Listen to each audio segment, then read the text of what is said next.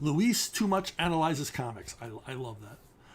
I remember you saying in an earlier episode, and you somewhat brought it up again, that DC pushed Killing Joke, Watchmen, and Dark Knight Returns as untouchable stories that could not be surpassed. You said that you thought there were many stories that came out later that you would consider on par or better.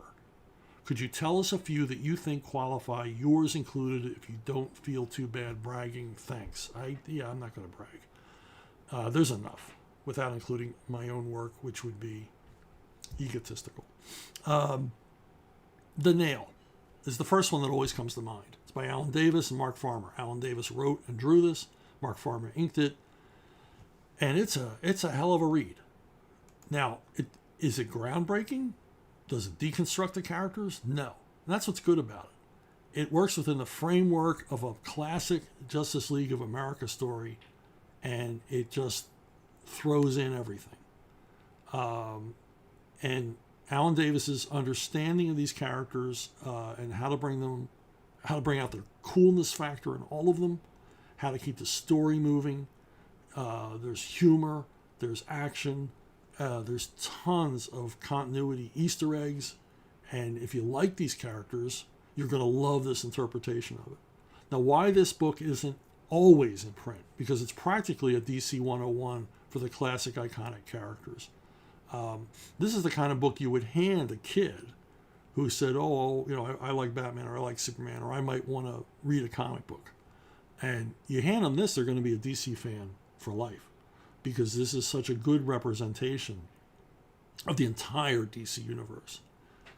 This and its sequel. The sequel is every bit as good as the original, and it's a fun read. It's pure escapist entertainment. It's not trying to pretend to be literature. It's not trying to be a milestone in comics, but I believe it is, because it's the perfect distillation of this franchise, the Justice League franchise, especially with all the attention with the Justice League movies and everything else. There's no reason why this book shouldn't always be in print and never be out of print.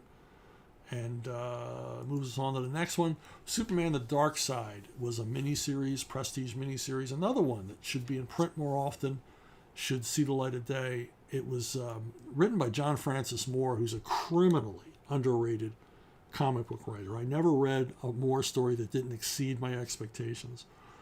He knows his subject matter, and here he writes a terrific Superman story as well as a terrific Kirby Fourth World story. The concept is as simple as can be. Little Kal-El, as a baby, does not land on Earth. He lands on Apokolips, becomes the adopted son of Darkseid. Moore here is joined by Kieran Dwyer, who I've worked with myself. Always a delight to work with. Kieran, he perfectly represents the Superman universe, which he was experienced in drawing. Perfect representation of everything Kirby without aping Kirby.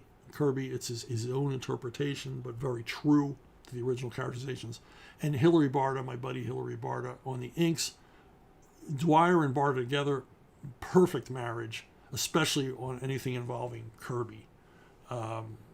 Barta, he brings really muscular inks to this. He's true to Dwyer's, very detailed pencils, but he brings his own inimitable, cartoon quality, and I mean cartoons in the best sense of the word. Hilary is an underrated inker as well. For that matter, Kieran Dwyer is an underrated as a comic artist. He's amazingly talented. A guy, again, like John Francis Moore, who always exceeds your expectations. Another one is a crossover. Crossovers are generally considered, throwaway. They're not really looked upon as classic comics. They're like gimmicks. This one isn't. Superman Aliens by Dan Jurgens and Kevin Nolan is a classic. It's a classic Alien story. It's a classic Superman story. It's a perfect crossover because it brings out the best in both sets of characters, the best in both franchises. Tells a story with lots of twists and turns, lots of emotional catharsis, lots of heart, moves like a bullet. And I don't like most Alien comics because I think they get it wrong. Dan gets it right. And obviously he gets Superman right. And he's abetted by, Kevin Nolan, who takes Jurgens' muscular storytelling and, terrific draftsmanship to a whole new level because Kevin Nolan is Kevin Nolan. And it is just a heck of a story. I was asked at one point to write a sequel to this. Dan was too busy on his work, and they wanted a sequel because this sold very well. And I said, I can't follow what Dan did. I don't want to touch what Dan did. I love what Dan did so much that no one should ever touch it. Just leave this story alone. I said, I would, however, love to have Superman Aliens in a story set on Apocalypse, set in the Kirbyverse. And they already had John Bogdanov lined up as artist and Kevin Nolan on inks again. I said, well, look, this is obviously the way we should go.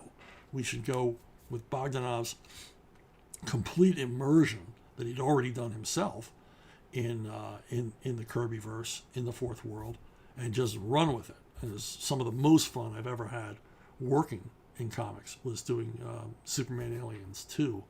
But I didn't want to touch Dan's stuff because I think Dan's stuff is classic and deserves, like the others I've mentioned, to be in print, if not constantly, then at least in print more often, because audiences, comic book readers who aren't aware of them, are missing out on these excellent projects that kind of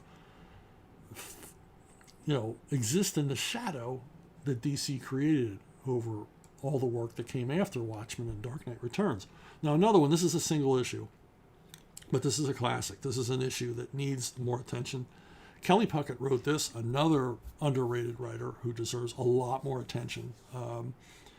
It's a flashback issue. It's Legends of the DC Universe number 6.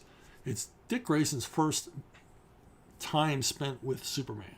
He spends a day with Superman, and it's a guy bonding story. It's a kid meeting the greatest uncle a kid could ever have, and they have an adventure, and it's all very compelling and interesting and humorous, and there's everything. It's got everything but the kitchen sink in it. It's just a terrific story, moves like a bullet, but it's Kelly Puckett's usual excellent work. But what really elevates it is the final page. The final page brings it all into focus. The final page has a moment that's one of those, I was delighted, I was shocked, I was envious, because I thought, why didn't I ever think of this? That kind of marks my whole Batman run. We were dealing with the animated guys and dealing with other writers, and we're all deep into the Batman mythos. And you see some guy come up with a new twist, a new turn that works within the Batman reality, and you go, why didn't I think of that? You're admiring them, and you're jealous as hell all at the same time. So yeah, this if you can find this issue, it's astounding what Kelly accomplishes here, and I've embarrassed him more than once in person, going on and on about how what a work of genius I thought this issue was, and that's the whole thing. Is DC, as I mentioned in other videos, by putting Watchmen, Dark Knight Returns, Batman Year One, Killing Joke, like saying that this is the high tide, this is the best we'll ever do. I mean, how does that make any sense from a term of marketing? Does General Motors bring out a car and say this is the best car we'll ever produce? Every model year after this is going to be complete junk. And then keep reminding people over the years that, yeah, that's the best Chevy that ever was. Now, fans might say that, but shouldn't say that as a company. Because,